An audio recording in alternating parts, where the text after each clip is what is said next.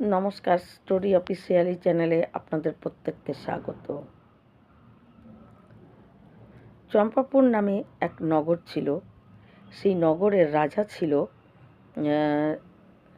হংসধ্বজ নামে এক রাজা ছিল। সেই রাজার মানে সমস্ত প্রজাদেরকে তিনি এটাই বলতেন যে ভগবানের নাম করতে, ভগবানের প্রতি মন রাখতে, আর নিজেকে শ্রেষ্ঠ যোদ্ধা তৈরি করতে। এবং সেই ধার্মিক রাজা এবং তিনি প্রজাদেরকে এমন করে পালন করতেন, নিজের সন্তানের মতন করে এইভাবে পালন করতেন।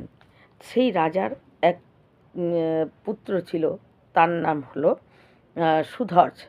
এবং সুধর্ষ ছিল কি, সে ছোটোবেলার থেকেই সে ভগবানের প্রতি তার প্রচণ্ড নিষ্ঠা এবং ভগবানের নাম সর্বক্ষণ, এবং নিজে এতটা যোদ্ধা ছিল, কিন্তু তিনি যোদ্ধার সাথে সাথে তিনি সর্বক্ষণ ভগবান কৃষ্ণকে স্মরণ করতেন, তার নাম উচ্চারণ করতেন, জয় শ্রীকৃষ্ণ, জয় শ্রীকৃষ্ণ। যেরকম আমাদের অনেকেরই ধারণা যে যদি ভগবানের নাম করা যায় তাহলে সে আর অন্য কোনো দিকে এগোতে পারে না। সে পড়াশোনা হোক বা অন্য সে ডাক্তার হোক, ইঞ্জিনিয়ারিং হোক, সে মনে হয় আর ওগুলোর দিকে ধ্যান দিতে পারবে না। আসলে এই ধারণাটা আমাদের ভুল। ভগবানের যদি নাম নেওয়া যায় তাহলে সে যেদিকে এগোতে যাবে, বরঞ্চ সেদিকটা সে আরও ভালোভাবে, আরও তাড়াতাড়ি সে এগোতে পারবে, তার বাধা আসবে না। তাই সেই রকমই সে এতটা বড় যোদ্ধা ছিল, কিন্তু তার মুখে সর্বক্ষণ জয় শ্রীকৃষ্ণ, জয় শ্রীকৃষ্ণ করত। কৃষ্ণকে দেখার তার ভিতরে পরম ইচ্ছাই ছিল যে কৃষ্ণকে দেখব, একটু দর্শন করব। কিন্তু সেই সময় কুরুক্ষেত্রের যুদ্ধ শেষ হয়ে যুধিষ্ঠির অশ্বমেধ জন্য ঘোড়া তিনি সব রাজ্যে রাজ্যে যে ঘোড়াটা প্রদক্ষিণ করে তারপরে যখন আসে তখন সেই যজ্ঞে ঘোড়াটা আহুতি দেওয়া হয়, এটাই নিয়ম। আর যেই রাজা ঘোড়াটাকে পূজা করে ঘোড়াটাকে ছেড়ে দিবে, সে হলো তার নিজের মধ্যে হার মেনে নেওয়া এবং নিজে পরাস্ত হয়ে গেছি বলে তো ঘোড়াকে মেনে নেওয়া হয়, এবং ঘোড়া তখন আবার যেতে থাকে অন্য রাজ্যে। কিন্তু যখন ওই পম্পাপুরে আসে ঘোড়া, পম্পাপুরে যখন ওই ঘোড়া আসে তখন সেই রাজার সৈন্যরা রাজাকে এসে বলে যে যুধিষ্ঠিরের ঘোড়া এই রাজ্যে এসেছে। তখন রাজা বলে তাকে ভালো মতো করে পূজা করে সেই ঘোড়াকে ছেড়ে দাও, কারণ যুধিষ্ঠিরের ঘোড়া। আর এদের উপরে কোনো রকম যদি কষ্ট বা এদের উপর কোনো আঘাত হয় তাহলে ভগবান শ্রীকৃষ্ণ সহ্য করতে পারে না। তাদের বিপদের থেকে রক্ষা করার জন্য ভগবান শ্রীকৃষ্ণ আসবেই। তাদেরকে কোনো সময়ের জন্য ভগবান শ্রীকৃষ্ণ বিপদের মধ্যে তাদেরকে রাখবে না, সেই বিপদ থেকে উদ্ধার করবেই। তারপর যখন সৈন্যকে জিজ্ঞাসা করে যে শ্রীকৃষ্ণ কি তাকে দেখলে, সেও কি ঘোড়ার সঙ্গে আসছে? বলছে না, অনেক বড় বড় সৈন্য আছে, কিন্তু তাকে তো দেখলাম না। তখন বলে রাজা তক্ষুনি বলে যে তাহলে ঘোড়াটাকে বাঁধো, এই ঘোড়া ছাড়বে না, ঘোড়াটাকে আটকাও। যখন এখন এটা মনে মনে রাজা ভাবে যে এখন এটা অন্যরকমভাবে সেই কৃষ্ণকে দেখার ব্যবস্থা করতে হবে। যুধিষ্ঠিরের ঘোড়া যেরকম এখানে আসছেই, তাই এই সুযোগ আর ছাড়া যাবে না। ভগবানকে দেখার একটা পরম সুযোগই হলো এটা। যদি ভগবান ওই ঘোড়ার সঙ্গে থাকতো তাহলে ঘোড়াকে ভালো মতো করে পূজা করে ঘোড়াকে সম্মান দিয়ে তাকে ছেড়ে দেওয়া হতো, কারণ ভগবান দর্শন হয়ে যেত। কিন্তু যেহেতু ভগবান কৃষ্ণ এখানে আসেনি ঘোড়ার সাথে, তাহলে অন্য রকম উপায় করতে হবে তাকে দেখার জন্য। তাই ঘোড়াটাকে আটকায় এবং রাজা ঘোষণা করে দেয়, জয় ঘোষণা করে যে কালকে ঠিক এই সময় যুদ্ধের জন্য সমস্ত সৈন্য প্রস্তুত হয়ে যাবা। একজন যদি বিলম্ব করো আসতে, তাহলে গরম তেলের মধ্যে তাকে ডালা হবে, মানে ফেলে দেওয়া হবে। এইভাবে, এবং তার ছেলে তখন ভগবানের নামই করে যাচ্ছে, কিন্তু যখন পিতার আদেশ আসে তখন সে কী করে, যুদ্ধের পোশাক পরে সে তো ভগবানের প্রতি তার পরম শ্রদ্ধা, ভগবানকে একবার দেখার জন্যই তার মন প্রাণ সবসময় আকুলতা। সে সমস্ত, সেও ভাবে যে আজকে আমার সৌভাগ্য, আমি অর্জুনের সঙ্গে যুদ্ধ করব। আর অর্জুনের সঙ্গে আমি এমন যুদ্ধ করব যাতে অর্জুন তার সারথীকে ডাকতে বাধ্য হয়। কারণ অর্জুন যখন পারবে না আমার সঙ্গে, তখনই সে কৃষ্ণকে ডাকবে, আর আমার তখন কৃষ্ণকে দর্শন করা হয়ে যাবে, এবং তাকে দর্শন করতে করতে আমি প্রাণ ত্যাগ করলেও এটাই আমি চাই। আমি তার দর্শনের জন্য আজকে আমার সার্থক। এই ভাবতে ভাবতে তার মাকে যখন প্রণাম করতে যায়, তখন তার মাকে বলে, মা, আজকে আমার জীবনের সফলতার দিন আজকে। তুমি আশীর্বাদ করো, আমি অর্জুনের সঙ্গে যুদ্ধ করতে যাচ্ছি। অর্জুনকে যেন আমি এতটা ব্যাকুল করতে পারি যাতে অর্জুন ভগবান কৃষ্ণকে ডাকতে বাধ্য হয়। আর আমি, আমার এই মনের ইচ্ছা, আমি যেন তাকে দেখতে পাই, এই আশাটুকু যেন আমার পূরণ হয়। আমি যেন তাকে চোখ ভরে তাকে দর্শন পাই। তার দর্শন পাওয়ার জন্যই আমি যেন এমন যুদ্ধ করতে পারি অর্জুন ভগবানকে ডাকতে বাধ্য হয়ে যায়। কিন্তু মা, আমি এটাও জানি যে আমি আর ফিরে আসব না।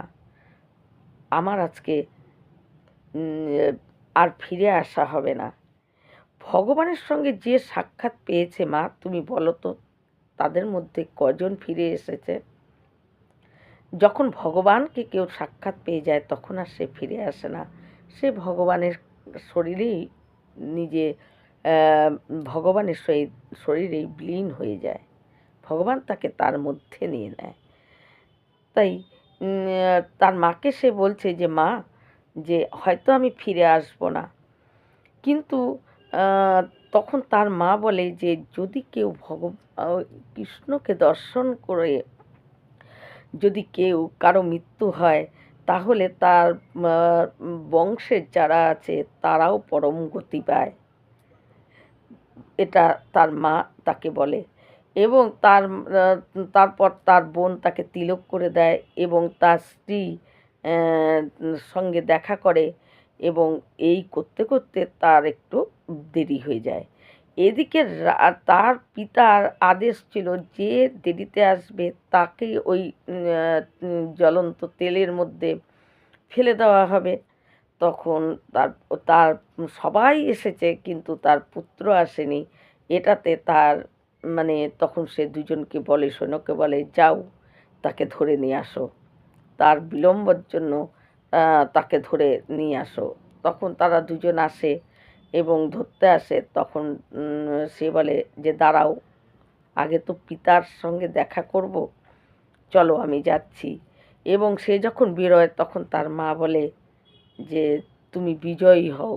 তখন বলে, মা, তুমি বিজয়ী হও কেন বলছো? তুমি এটা বলো যাতে তোমার মনের বাসনাটাও পূর্ণ হয়, যাতে আমি ভগবানকে দেখতে দেখতে প্রাণ ত্যাগ করতে পারি, আর তার জন্য আমার বংশে যতজন আছে তাদের পরম গতি লাভ হয়। তুমি বলো তোমার মনের আশাটা যেন পূরণ হয়। এই বলে তখন সে যায়। কিন্তু সেই রাজা তো তার আদেশ তার ছেলে বলে যে তার জন্য অন্য রকম ব্যবস্থা, তা তো করবে না রাজা, কারণ ধার্মিক রাজা। তখন রাজা বলে যে তোমার আসতে বিলম্ব হয়েছে, তাই আমি আগেই ঘোষণা করেছিলাম যে বিলম্বে আসবে তাকে এই গরম তেলের মধ্যে ছাড়া হবে। তাই তোমার আসতে বিলম্ব হয়েছে, তাই তোমাকে এই গরম তেলের মধ্যে যেতে হবে। তখন সে এই রাজা এই আদেশ দিয়ে, তখনকার সময় রাজাদের সাথে দুজন জ্ঞানী পুরুষ থাকতো। যেরকম দশরথ যখন রাজা ছিল, বশিষ্ঠমুনি তাকে জ্ঞান, যুক্তি এবং সমস্ত সমস্যা তার কাছে বলতো, তার জন্য একজন থাকতো। এবং যখন ইন্দ্র রাজা, দেবগুরু প্রজাপতি ইন্দ্রের পাশে থাকে এবং ইন্দ্র তার সঙ্গে পরামর্শ করে, এরকম রাজার পাশে দুজন জ্ঞানী ব্যক্তি, জ্ঞানী পুরুষ রাখে। তাই এই রাজা তখন তার কাছে যে দুজন জ্ঞানী পুরুষ ছিল তাদেরকে বলে যে আমি এই আদেশ করলাম, এই আদেশ আপনারা বিচার করে দেখুন এটা কি সঠিক। তখন তারা বলে যে হ্যাঁ, তুমি ঠিকই করেছো, একে তেলেই ডালা উচিত, কারণ ওই বিলম্ব করেছে, তোমার পুত্র হয়ে বিলম্ব করেছে, আর সৈনিকেরা সমস্ত সময় মতো চলে এসেছে, কিন্তু তার আগে আসা উচিত ছিল। তাই তার সে পিতার কথা অমান্য করে সে দেরিতে আসার জন্য তার এই শাস্তি পাওয়াটাই সঠিক। তখন আর যদি তুমি তোমার ছেলে বলে তুমি শাস্তি না দাও, তাহলে তোমাকে ছেড়ে আমরা চলে যাব। তা রাজা তখন বলছে যে দেখছে যে এ তো একদম বলেই দিল আমি যদি আমার ছেলেকে এই শাস্তি না দিই তাহলে তারা চলে যাবে। তখন রাজা তাকে যখন এই শাস্তি, ওই যারা জ্ঞানী পুরুষ তারা যখন বলে ফেলেছে এই শাস্তি দিতেই হবে, তাই এই শাস্তি তো দিতেই হবে। তখন সেই রাজার ছেলে সে বলছে ভগবান কৃষ্ণকে, এদিকে অনবরত সে মুখে কৃষ্ণ কৃষ্ণ কৃষ্ণ কৃষ্ণ করেই যায়। এদিকে তখন সে কৃষ্ণকে বলছে হে কৃষ্ণ, যে আশা নিয়ে আমি এখানে এসেছি সেই আশা আমার পূরণ হবে না। আমি নিজেই বাড়ির থেকে বেরিয়েছি মরার জন্য, আমি জানি আজকেই আমার মৃত্যু হবে। কারণ অর্জুনের সঙ্গে যুদ্ধ করতে গেলে আর অর্জুনদের যদি কোনো বিপদে পড়ে তুমি ওদের পাশে এসে দাঁড়াবেই, এটাও আমি জানি। তুমি ওদের কষ্ট তুমি সহ্য করতে পারো না, কিন্তু তুমি যখন ওদের পাশে এসে দাঁড়াবে আমি তোমাকে একটু দেখব। আর আমি এটাও জানি যে আজকে আমি মরতেই এসেছি, কিন্তু আমি চেয়েছিলাম যে অর্জুনের মতন একজন ধনুকধারী, তার বড় বড় তীর আমার বুকে এসে পড়ুক, আর আমি আপনাকে মানে ভগবান তোমাকে দর্শন করতে করতে, আপনাকে দেখতে দেখতে আমি বীর গতি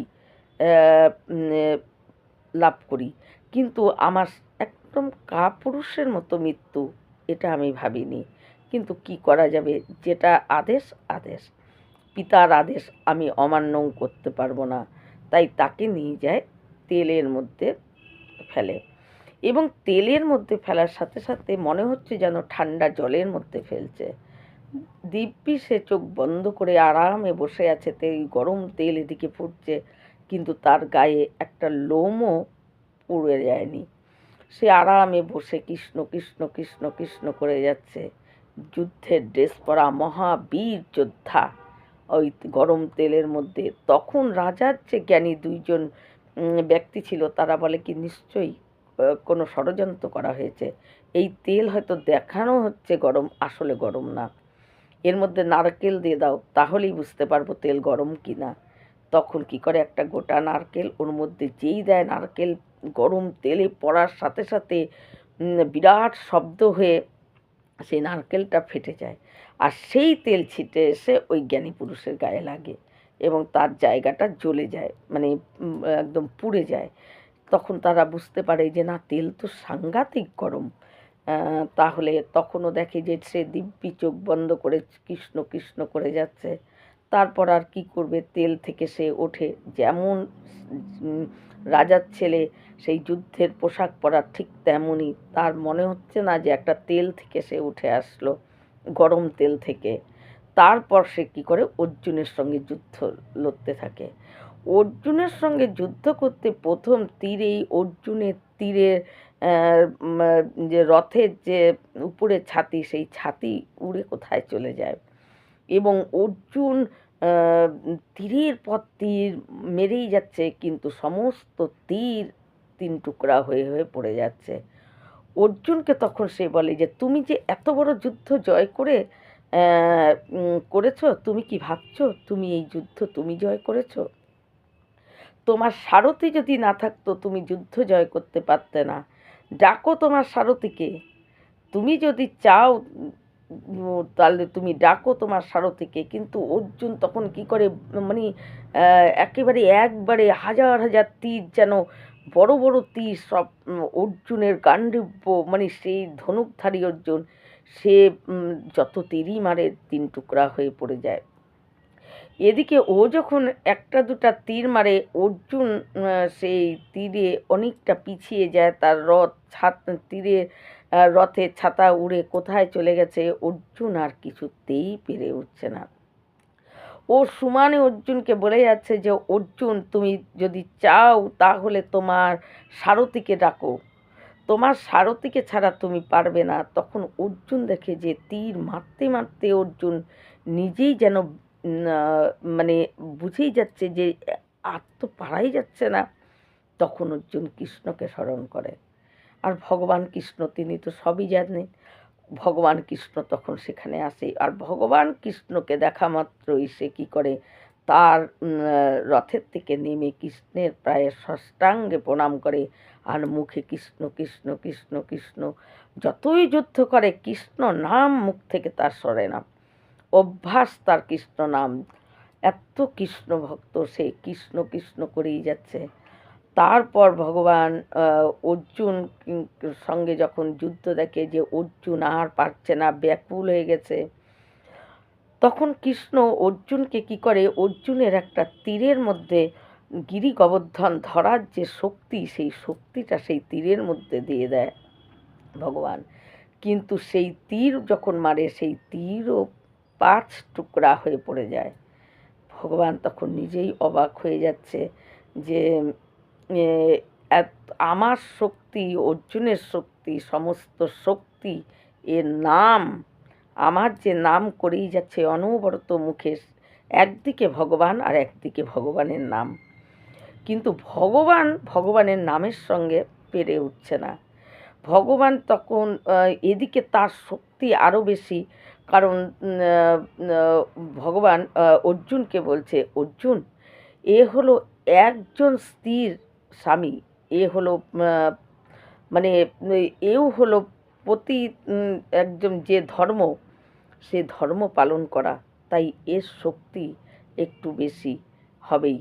অর্জুন তুমি এই তীর মারো। অর্জুন ভগবানের কথা মতো তীর মেরো, সেই ভগবান সুদ্ধা, অর্জুন সুদ্ধা, রথ সুদ্ধা পিছিয়ে চলে যাচ্ছে। তখন ভগবান তখন বলে যে, আমি তো রাম অবতারে, আমারও একজনই স্ত্রী সীতা ছাড়া আমি কারো দিকে তাকাইনি, তাই আর সেই রাম অবতারের যে শক্তি, যে এই একজন স্ত্রী থাকা এবং তাকেই খালি স্ত্রী মানা, সেই যে একজন পুরুষের যে শক্তিটা, সেই শক্তিটা ভগবান রাম অবতারে ছিল। এবং পুরুষোত্তম, সেই পুরুষোত্তম যে শক্তিটা সেটা অর্জুনের বাণের মধ্যে দেয়, এবং অর্জুনের বাণের আগে কালকে, তীরের আগায় কালকে বসায়। তখন ভগবান বলে, অর্জুন এই তীর মারো। তখন ওই তীর মারার পর সেই তীরও 2 খণ্ড হয়ে যায়, কিন্তু খণ্ড হলেও তীরের যে আগাটা, সেই আগাটা গিয়ে ওর গলায় লেগে ওর মাথাটা আলাদা হয়ে যায়, এবং মাথাটাই তখন কৃষ্ণ কৃষ্ণ তাও বলতে থাকে কৃষ্ণ, তারপরে গিয়ে তার মাথাটাকে নিয়ে নিজের হৃদয়ে লাগায়, আর দেহটা তা কৃষ্ণকে পরিক্রম করে গোল করে কৃষ্ণ চারিপাশে ঘুরে কৃষ্ণের মধ্যে বিলীন হয়ে যায়। এবং তারপরে ওই অর্জুন কী করে, তখন তারা পরাস্ত হয় এবং তারপরে সেই ঘোড়া তারা পায়। তাই ভগবানের নামের এতটা জোর, ভগবানের নামের এতটা জোর যে ভগবান স্বয়ং, আর একদিকে ভগবানের নাম, কিন্তু ভগবানও তার আলাদা আলাদা শক্তিগুলো অর্জুনের তীরের মধ্যে দিয়েও তার সঙ্গে পেরে উঠছিল না। তারপর এইভাবে সে হলো, তারপরে তার মৃত্যু হয়। তাই এরকমই ভগবানের নাম যে এতটা জোর, আর ভগবানের নামকে যে আশ্রয় করে তাকে পরাস্ত করা ভগবানেরও ক্ষমতা নেই। তাই ভগবান তখন অর্জুনকে এটাই বলে যে, অর্জুন, এ আমার নাম স্মরণ করে করে তোমার সঙ্গে যুদ্ধ করছিল, আমি স্বয়ংও ওর কাছে হেরে যাচ্ছিলাম। কারণ এর নামের, আমার যে নাম, সেই নামের এতটাই গুণ, সেই নামের যদি কেউ আশ্রয় করে ধরে থাকে তাকে পরাস্ত করা কারো ক্ষমতা নেই। সে অর্জুনই হোক আর যেই হোক। অর্জুনের মতন একজন ধনুকধারী যেন হাঁপিয়ে উঠেছিল, সে ভগবানকে ডাকতে বাধ্য হয়ে যায়। কারণ অর্জুনকে সেদিন নয় অর্জুনের প্রাণ চলে যেত সেই ওই রাজার পুত্রের কাছে, কিন্তু কারণ তার একমাত্র শক্তি ছিল তার নাম শক্তি। আর তারপর সে ভগবানের শরীরে বিলীন হয়ে যায়।